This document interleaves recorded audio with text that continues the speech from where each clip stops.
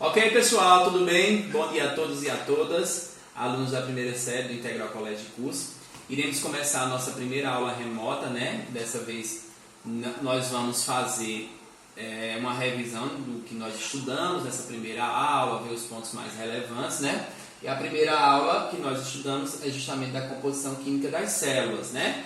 Lembrando que, para que aconteça essa composição química da célula, na página 5 nós vimos lá a biologia e os seres vivos no processo de divisões da biologia, no processo dos ramos estudados dentro da biologia dos seres eucariontes. Aí nós temos lá a biologia celular, molecular das células, embriologia, desenvolvimento embrionário, genética, anatomia, fisiologia, evolução, ecologia, entre outros. Na página 6, nós estudamos os níveis de organização biológica. Quais são esses níveis de organização biológica que nós temos, né? Formação, o agrupamento de átomos que vão formar moléculas, que vão formar células. Dentro das células nós vamos ter as organelas citoplasmáticas, que são responsáveis justamente pelo desenvolvimento dessas células, metabolismo, etc.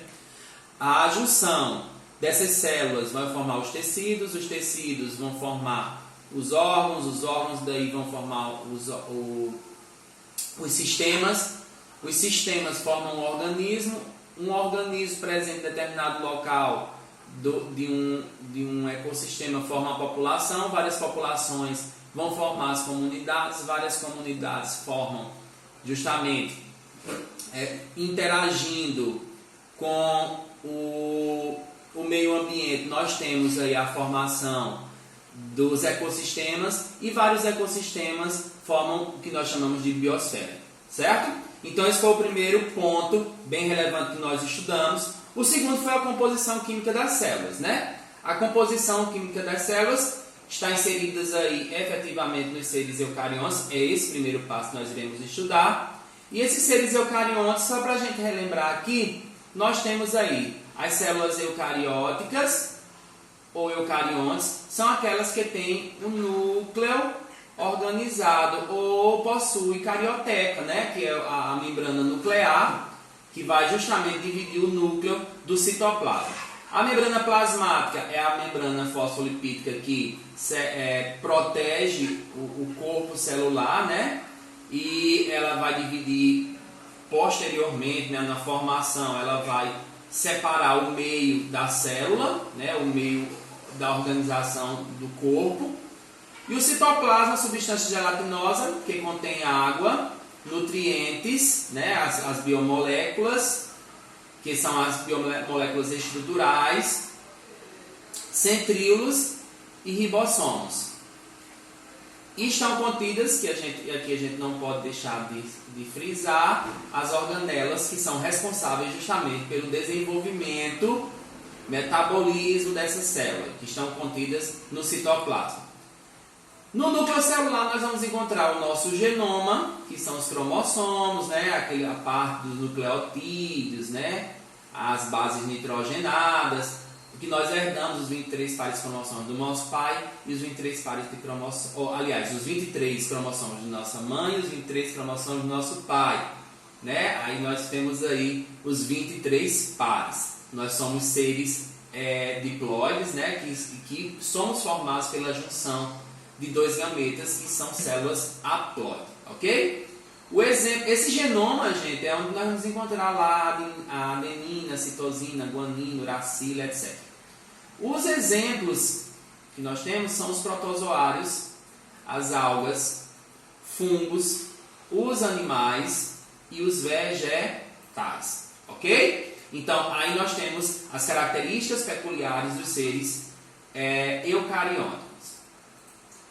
Na composição, na característica dos seres vivos peculiares que nós temos que estudar, nós temos aí na página 7 do nosso material a composição química da célula.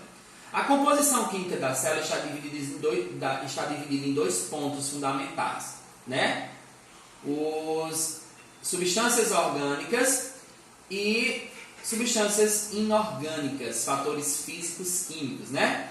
Nas substâncias orgânicas nós temos os carboidratos, que são substâncias energéticas, assim como os lipídios também, que são fonte de energia, traz a energia para o organismo. Os carboidratos estão presentes justamente nas massas, né? Vem justamente da composição da glicose, né? A planta ela realiza a fotossíntese e através da fotossíntese há uma produção de glicose. Essa glicose é armazenada em forma de carboidratos. Estudamos isso em sala de aula também. Os lipídios, que são as gorduras, elas vão fazer parte da membrana citoplasmática, do tecido adiposo, né? Tem aí uma característica importantíssima, aqui ó, uma característica importantíssima no caso da reserva energética e também do controle térmico. As proteínas que estão aqui inseridas no processo metabólico, além de serem importantíssimas, essenciais na multiplicação aí, na divisão do núcleo celular, as vitaminas que vão compor o processo de defesa do organismo e os ácidos nucleicos, que é justamente o nosso DNA, a formação do nosso DNA, ok? Isso aí são as substâncias orgânicas. E as inorgânicas eu botei como exemplo aqui a água e todos os sais minerais, né? A água que justamente vai, além de hidratar o nosso organismo, ela vai compor aí a maior parte do organismo celular, a formação das fezes. Então, tem todo um respaldo aí muito importante no desenvolvimento do nosso organismo, certo? E os sais minerais, nitrogênio, fósforo, potássio, né? Nós temos aí todo um processo de captação que nós vamos ver mais adiante, um esquema que eu preparei para vocês para a gente identificar essas substâncias inorgânicas, ok? Outra questão que eu queria levantar para vocês, né? No processo metabólico, o que é o processo metabólico? O processo metabólico é a quebra da molécula de glicose, né? A molécula de glicose, quando ela é quebrada, ela é transformada em energia. Aí nós temos aí, nesse processo metabólico, nós temos a captação de energia através dessa quebra da molécula de glicose, né? O processo de reprodução, que pode ser sexuado e assexuado, dentro do processo evolutivo das espécies. E nós temos aí o funcionamento das enzimas, né? Eu coloquei esse ponto aqui, que as enzimas são fontes catalisadoras. Elas são substâncias catalisadoras. O que é que significa substâncias catalisadoras? São substâncias que transformam determinadas substâncias complexas em substâncias mais simples. Essas substâncias complexas, por exemplo, nós temos aqui, que eu coloquei para vocês, uma sacarose, que está presente na cana-de-açúcar, né, que é uma substância complexa. Ela é atingida, ela passa por uma enzima que vai transformar a sacarose em glicose e aqui posteriormente frutose em dois subprodutos. Então nós temos aí uma substância complexa, ela é atingida pela enzima e nós temos aí dois subprodutos, né? Para que possam ser esses dois Porque o que acontece? Essa sacarose, como ela é uma substância muito complexa, ela não vai ser absorvida pelas células. Então é preciso que a enzima ela haja nessa substância para que possa produzir esses dois subprodutos, para que esses subprodutos eles possam ser quebrados mais uma vez e possam ser absorvidos pelas células, ok?